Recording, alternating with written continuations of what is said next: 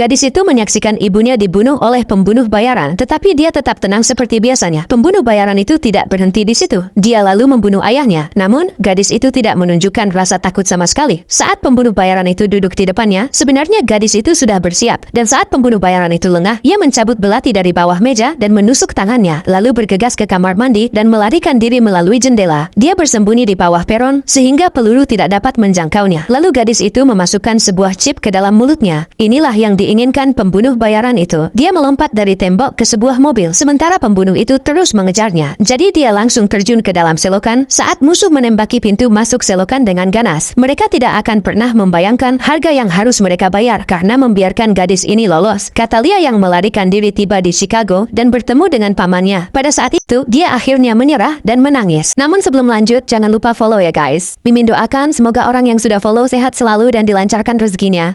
Keesokan harinya saat makan malam, pamannya bertanya apa cita-citanya jika sudah besar nanti. Dia menjawab, seorang pembunuh bayaran. Suatu hari nanti, dia akan membalaskan dendam orang tuanya. 15 tahun kemudian, dua petugas polisi sedang makan di dalam mobil mereka. Tiba-tiba sebuah sedan menabrak mereka. Seorang wanita mabuk dan glamor melangkah keluar. Dia dijatuhkan oleh polisi dan kalung yang melingkari lehernya pun terungkap. Dia adalah gadis kecil dari tahun lalu, Katalia. Polisi membawa Katalia ke penjara. Namun itulah yang diinginkannya. Dia berencana membunuh seorang tahanan malam itu. Pada malam hari, Katalia mengenakan pakaian serba hitam. Dengan cekatan membobol kunci sel penjara, menggunakan jepit rambut, menyingkirkan monitor yang terpasang di dinding, lalu mengambil sendok kopi dan segelas air dan menuju ke ruang listrik. Pertama, ia membuka ventilasi udara, menyelipkan sendok ke tuas saklar listrik, lalu menusuk gelas air untuk membuat penghitung waktu. Ia lalu memanjat masuk ke saluran ventilasi dan menunggu di dekat kipas pembuangan yang berputar. Ketika sendok itu penuh dan air menetes ke kabel, aliran listrik penjara padam seketika dan kipas berhenti berputar. Dia memanfaatkan momen itu untuk merangkak masuk. Saat itu, polisi yang menjaga tahanan masuk ke toilet. Katalia tiba-tiba muncul dari belakang. Ia menendangnya hingga terjatuh, lalu menyeret tubuhnya ke pintu sel. Ia masuk sambil mengacungkan senjata, memaksa target untuk melepas bajunya, menembaknya mati dan kabur. Ketika suara tembakan terdengar dan polisi bergegas masuk, yang mereka temukan hanyalah rekan mereka yang kebingungan memegang senjata. Di atap, Katalia menghadapi polisi yang mengejar. Ia meloncat melewati tepi gedung, berpegangan di pinggiran luar untuk menghindari penangkapan, lalu kembali ke selnya. Ia mengganti penyamaran sebelum pemeriksaan dan berhasil menipu semua orang. Keesokan harinya, Inspektur FBI Ross tiba di Chicago. Ia menemukan pola bunga anggrek yang digambar dengan lipstik di tubuh korban. Ross menyimpulkan bahwa pelakunya adalah pembunuh berantai. Ini adalah korban ke-22. Tampaknya si pembunuh sedang mencoba menyampaikan sesuatu kepada dunia luar melalui pola ini.